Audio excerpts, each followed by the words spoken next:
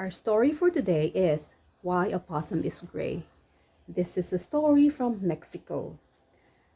Retold by Janet Palazzo Craig, pictures by Charles Reasoner.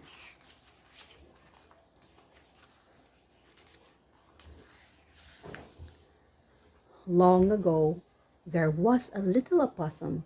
No one paid much attention to her, especially not Iguana. For only Iguana knew how to make fire, and he was very proud. One night, a possum heard Iguana talking. I am the great fire maker. I should rule the village. I'll run away and take my fire with me. Then all will see how important I am. Off he ran. The next day, the village was in an uproar. Without fire, we cannot cook. Without fire, we will freeze, the villager said. A possum tried to speak, but no one would listen. Finally, a possum spoke again.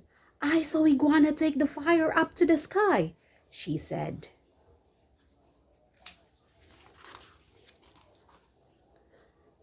At first, the villagers did not believe her. Then Raven said, I will go see. Spreading his wings, he flew away.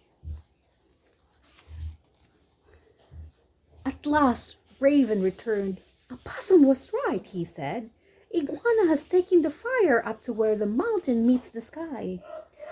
We must find someone who can climb, someone who is clever and quick, someone who can bring the fire back.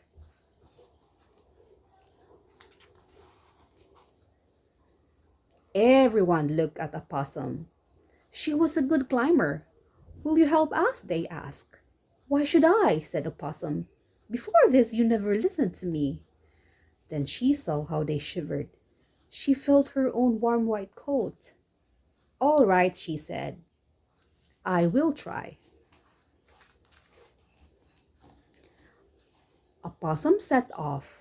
She climbed and climbed. The wind blew. The air was cold. Yet on and on she climbed. Finally, she reached the top. There sat Iguana before a fire. May I warm myself by your fire? Said a possum. No, said Iguana. You will take it. Surely one as great and wise as you can guard your fire from me, said the little opossum. You are right, said Iguana, and he began to talk of how very great he was. As Iguana talked, a possum secretly curled her tail around a stick in the fire. The fire was hot, but she held on to it. Would Iguana never look away? At last, Iguana closed his eyes. A possum saw her chance. Away she ran, the burning stick held tightly in her tail. Behind her ran the angry Iguana. At the edge of the mountain, a possum threw the stick. Down to the village it fell. Thief! Cried Iguana angrily. He threw a stick. It hit a possum. A possum thought quickly. She curled into a ball and did not move. Are you dead? Asked Iguana. He poked at her, and she rolled down the mountain. From below, the villagers saw her falling. Raven flew up, using his wings to catch her. The villagers wrapped her in a blanket. Is brave opossum dead? They cried. Opossum opened her eyes. No, I am not. The villagers cheered. Opossum, you are brave, quick, and clever. Iguana had been fooled. He stamped his feet, then he ran away and hid among the rocks. In time, the villagers learned how to make fire. As for Opossum, she still has the marks of the fire, a smoky gray coat and a black hairless tail. If you see her, she may pretend to be dead. It is an old trick that has served her well.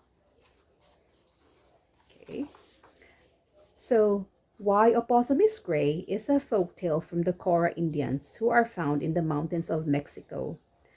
The ancestors of the Cora Indians are believed to be the mighty Aztecs. This legend is an example of a trickster's tale. In such tales, a weaker creature outsmarts a powerful enemy. Trick- Trickster heroes from other cultures include Anansi the spider from Africa and Coyote from the American Southwest. Thank you for listening. Bye.